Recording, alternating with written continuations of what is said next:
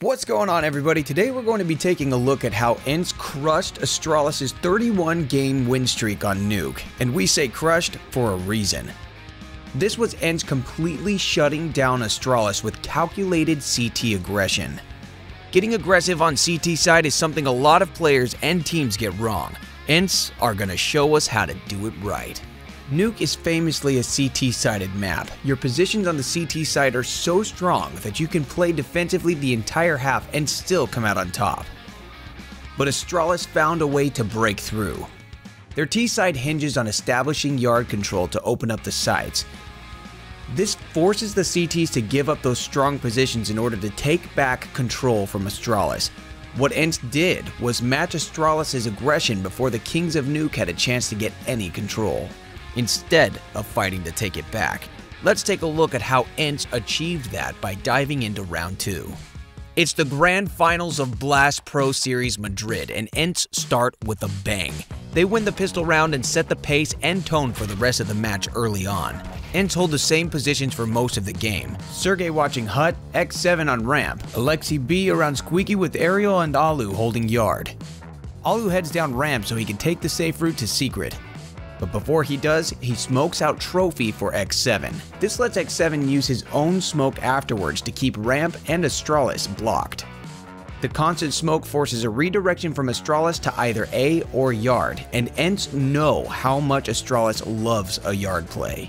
Astralis heads to yard and walks right into ENCE's hands. Waiting for them are Alu and Ariel. The duo are passive at first, holding their angles. They know they have the weapon advantage. Then, Astralis smokes Mini. This pulls an immediate response from Ariel, who swings wide of the smoke to win the duel. As he does, Alexi B smokes the same wide angle to save Ariel from getting traded. This traps Astralis in yard. But Alexi B isn't done. He moves to the edge of the smoke so he's ready to push out at a moment's notice. Once in position, he calls for Alu to emerge from secret and make his peek. He catches Glaive looking the wrong direction and Alexi B pushes out to support. Astralis finally returned fire with some shots on Alu and Alexi B, but the damage is done. The call comes in to fall back. By getting ahead of Astralis' play with their own aggression, ENCE get a 2-man advantage and deal damage to the remaining Astralis players. Astralis can no longer execute onto yard. ENCE can take those safe CT nuke positions with their better guns and set up defensive trades. The rest of the round plays as you'd expect. ENCE burrow deep into the bomb sites, force Astralis to waste time clearing angles, then move in for the kill. Now, it's a pretty expected win against a half-buy, but it shows us just how ENCE intended to play this match. Let's take a look at round 4. Here we see Astralis with their first full buy of the game. ENCE begins as they have every other round, but pay attention to their responsiveness. This round only lasts 20 seconds, and it's because of ENCE, not Astralis. Each player begins by heading to their regular position, the same as round 2. Astralis goes for a fast push. They toss a slew of grenades through Squeaky and over the roof.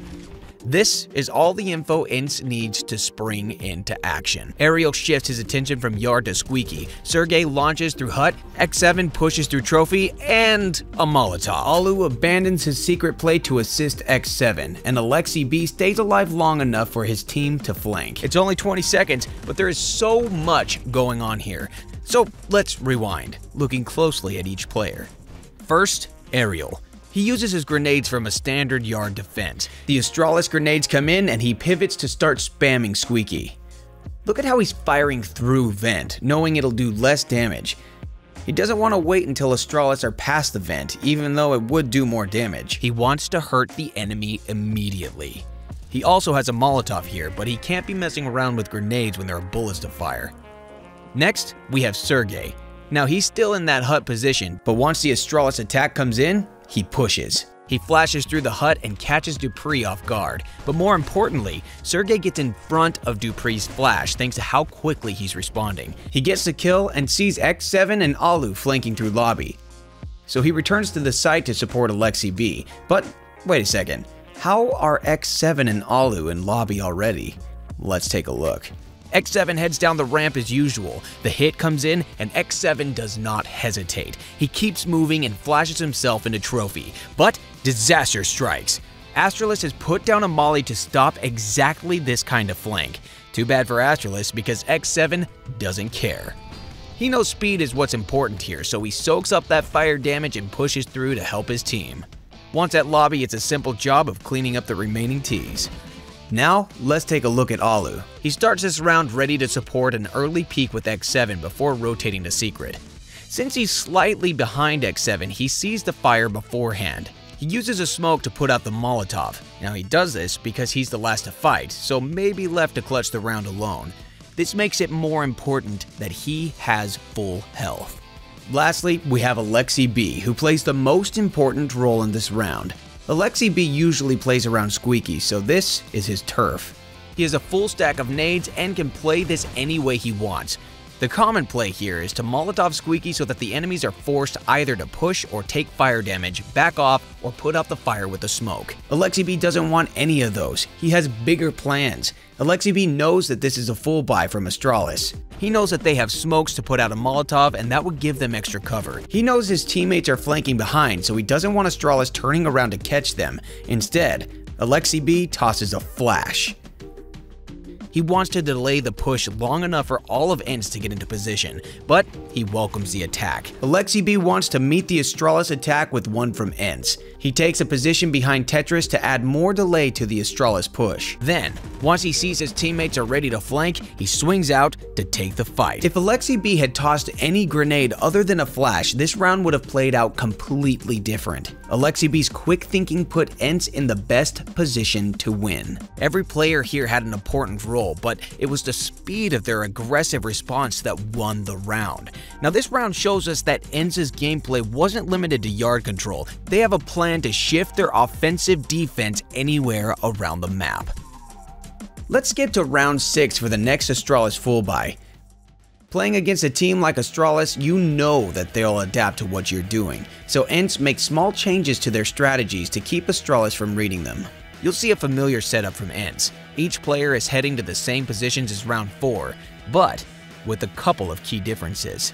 First of all, Alexi B is heading to Mini with Aerial, and we can see why. With the molly in his hand, he's waiting for Astralis to open Squeaky so that he can toss it inside the doorway.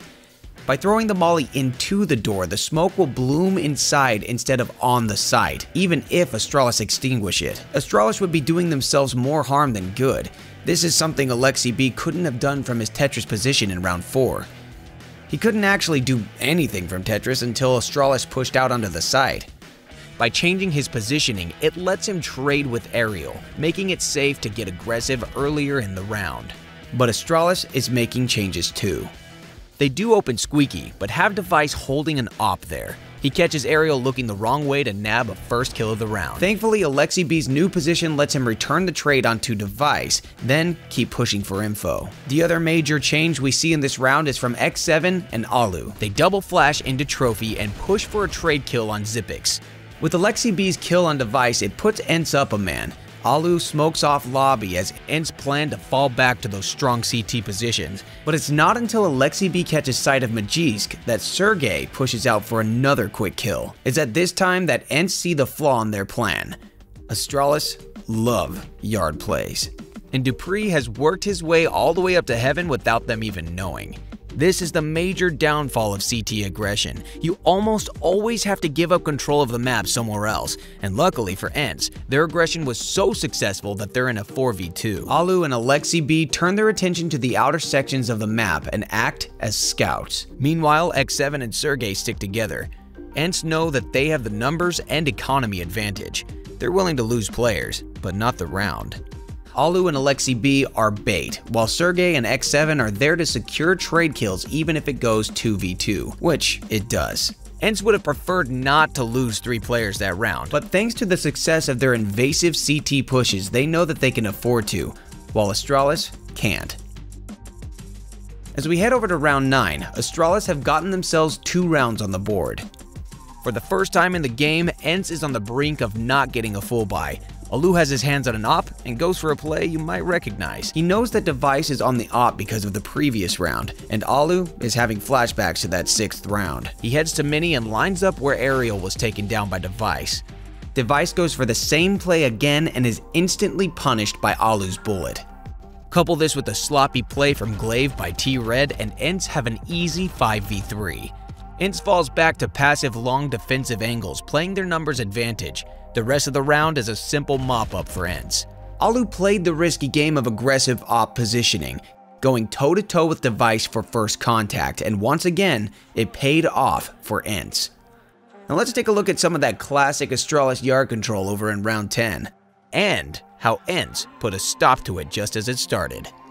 Alexi B takes a passive hold from Heaven with the HE primed. Again, this is a small change to how A is held, so Astralis can't predict and counter ENCE. Astralis blow squeaky and smoke vent.